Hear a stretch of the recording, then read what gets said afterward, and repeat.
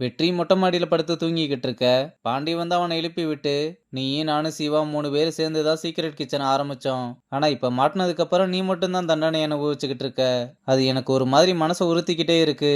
ஒருத்தனோட முடிஞ்சதுன்னு சந்தோஷப்படுவியா, அதை விட்டுட்டு இப்படி காலையிலேயே வந்து ஒப்பாரி வச்சுக்கிட்டு இருக்க. நீ என்ன வேணா சொல்லு. டெய்லி காலையில வேலைக்கு போகும்போது உன்னை விட்டுட்டு போறது எவ்வளவு கஷ்டமா இருக்கும்னு உனக்கு சொன்னா புரியாதுன்னு சொல்ல. விடு பாண்டி, இன்னும் கொஞ்ச நாளைக்கு தானே பாத்துக்கலாம்னு சொல்றான். இங்க ஐசுவும் தனியா ஃபீல் பண்ணிக்கிட்டு இருக்க. அத ராஜன் பார்த்து அவ கிட்ட வந்து, இன்னமும் அதை நினைச்சா ஃபீல் பண்ணிக்கிட்டு இருக்க. உனக்கு அந்த விஷயம் தெரிஞ்சதும் நீ என்கிட்ட வந்து சொல்லியிருந்தா நான் அதை ஜென்டிலா டீல் பண்ணியிருப்பேன்னு சொல்ல. அந்த வீடியோவை நான் எடுக்கல, விக்கி தான் எடுத்தது. நான் தான் அந்த வீடியோ எடுத்தேன்னதும் எங்க அப்பா அதை ரொம்ப சந்தோஷமா எல்லார்கிட்டயுமே சொல்ல ஆரம்பிச்சிட்டாரு. அதனாலதான் என்னால அதை மறுக்க முடியல. ஆனா என்ன இருந்தாலும் வெற்றி பண்ணது தப்பு தானே. ராஜன், நான் ஒன்னும் அவனை டிஃபெண்ட் பண்ணல. அவன் பண்ணது தப்பு தான். ஆனா இந்த பிரச்சனையை என் மூலமா திருப்பி விட்டதை தான் என்னால அக்செப்ட் பண்ணிக்க முடியல. எனக்கு நல்லா புரியுது. நீ இந்த விஷயத்த தனியா ப்ராசஸ் பண்ணிக்கிட்டு இருந்திருக்க. நான் தான் நடுவுல வந்து உன்னை டிஸ்டர்ப் பண்ணிட்டேன்னு நினைக்கிறேன். நீ கண்டினியூ பண்ணு, நம்ம அப்புறம் பார்க்கலாம்னு சொல்லிட்டு கிளம்புறான். இங்க ஜோஜி பாண்டியை கூப்பிட்டு, என்னடா எல்லாருமே என்னென்னமோ சொல்லிக்கிட்டு இருக்கானுங்க, என்ன நடந்துச்சுன்னு சொல்லுடான்னு கேட்க, அவனும் சீக்கிரட் கிச்சன் ஆரம்பிச்சதுல இருந்து அந்த விஷயம் ஐசுக்கு தெரிஞ்சு நெடுமாறன் வெற்றியை போலீஸ்ல பிடிச்சு கொடுத்து ரகுபதி அவனை சஸ்பெண்ட் பண்ண வர எல்லா விஷயத்தையுமே சொல்றான். ஜோஜியாலையும் ஐசுவா இப்படி பண்ணதுன்னு நம்பவே முடியல. சரி, இப்ப வெற்றி எங்க இருக்கான்னு கேட்க, ஹாஸ்டல்ல தான் இருக்கான்னு சொன்னதும் ஹாஸ்டல் அட்ரஸ் அனுப்பு, நான் போய் பாக்குறேன்னு சொல்றாரு. இங்க ராஜன் வேகமா வந்து ரகுபதி கிட்ட, குமரேசன் அக்கௌண்டன்ட் இறந்துட்டதா பொய் சொல்லியிருக்காங்கன்னு சொன்னதும், என்ன சொல்ற ராஜன், உனக்கு எப்படி இது தெரியும்? அன்னைக்கு அவங்க கிட்ட பேசும்போதே எனக்கு ஒரு டவுட் வந்ததுனால அப்புறம் ஊர்ல இருக்கவங்க கிட்ட விசாரிச்சதுலதான் தெரிய வந்தது. உடனே இப்பதான் அவங்க கிட்ட பேசி அட்ரஸ வாங்கினேன்னு அட்ரஸ காமிக்கிறான்.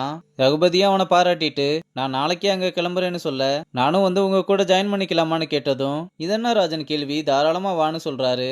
இங்க ஐசு வெற்றியை நினைச்சுக்கிட்டு அவ ஆல்ரெடி ரெடி பண்ண ஃபுட்ட இன்னும் அந்த ஆர்டரை சமைக்கலாம்னு நினைச்சு மறுபடியும் சமைக்கலாம்னு போறத பார்த்து, என்ன ஐசு பண்ணிக்கிட்டு இருக்க, நீ ஆல்ரெடி அந்த ஃபுட்டை சமைச்சு முடிச்சிட்டேன்னு ரூம் சர்வீஸ் பாய் கிட்ட அதை கொடுத்து அனுப்பிட்டு நீ வேலை செய்யும் போது உன்னை எது தடுக்குதோ அதுக்கு முதல்ல நீ ஃபுல் ஸ்டாப் வையின்னு சொல்ல, சில விஷயம்லாம் எனக்குள்ள ஓடிக்கிட்டே இருக்கு. ஆனா நான் ஏன் இப்படி இருக்கேன்னு எனக்கு இப்பதான் புரியுது. அது என்னன்னு கண்டுபிடிச்சிட்டேன். அதை இன்னைக்கே போய் ஃபுல் ஸ்டாப் வைக்கிறேன்னு சொல்றா.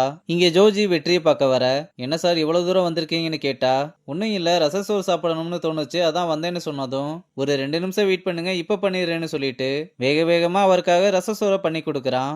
அவரை அதை ரசிச்சு ருசிச்சு சாப்பிட்டுக்கிட்டே, என்னடா உன்னை சஸ்பெண்ட் பண்ணிட்டாங்கன்னு ஃபீல் பண்றியா என்ன? ஆனா உன்னை பார்த்தா அப்படி ஒன்றும் தெரியலையேன்னு சொல்ல, அப்படிலாம் இல்லை, நான் பண்ண தப்புக்கு ஏதாவது பரிகாரம் பண்ணணும்னு யோசிச்சுக்கிட்டு இருக்கேன்.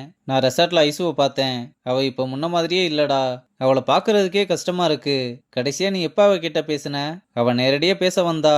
ஆனா நான் தான் முகம் கொடுக்காம பேசி விட்டேன். நீ பண்ணது ரொம்ப தப்புடா. யாருக்காகவும் எதுக்காகவும் ஃப்ரெண்ட்ஷிப்பை விட்டு கொடுக்கவே கூடாது.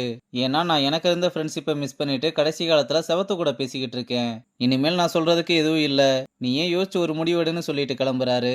இங்க ஐசு நேரா நெடுமாறன் கிட்ட வந்து, நீங்க வெற்றி என் கூட பேசக்கூடாதுன்னு வான் பண்ணீங்களான்னு கேக்குறா. ஆமாடா, நான் தான் சொன்னேன். இதை நான் பண்ணதுக்கு காரணம், நீ உன்னோட கோல்ல இருந்து டிஸ்ட்ராக்ட் ஆகக்கூடாது.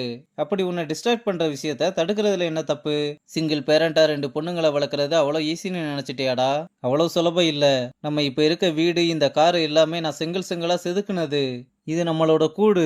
ஆனா இதை ஈஸியா ஒருத்தி கலைச்சிட்டு போயிட்டான்னு ஐசுவோட அக்காவை பத்தி பேசி அழுதுட்டு, ஒரு அப்பாவா நீ என் கூட கடைசி வரை இருக்கணும்னு நினைக்கிறது தப்பாடா. நீ பிறந்ததே சாதிக்கத்தாண்டா. அதை ஃபர்ஸ்ட் உன்னோட மைண்ட்ல ஏத்திக்கோ.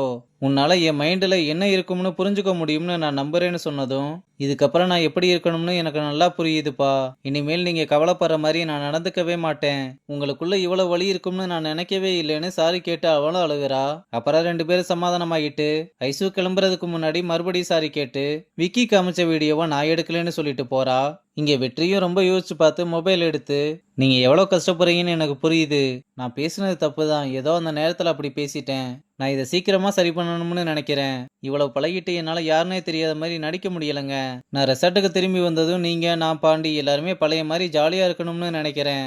நான் மறுபடியும் கேட்கிறேன், தயவு செஞ்சு என்ன மன்னிச்சிருங்கன்னு சொல்லிட்டு ஐசுக்கு வாய்ஸ் மெசேஜ் அனுப்ப, அதுக்குள்ள இங்க ஐசு வெற்றியோட நம்பரை பிளாக்ல போட்டு அழுதுகிட்டே ஃபீல் பண்ணி நிக்கிறதோட இந்த எபிசோட முடிச்சிருக்காங்க.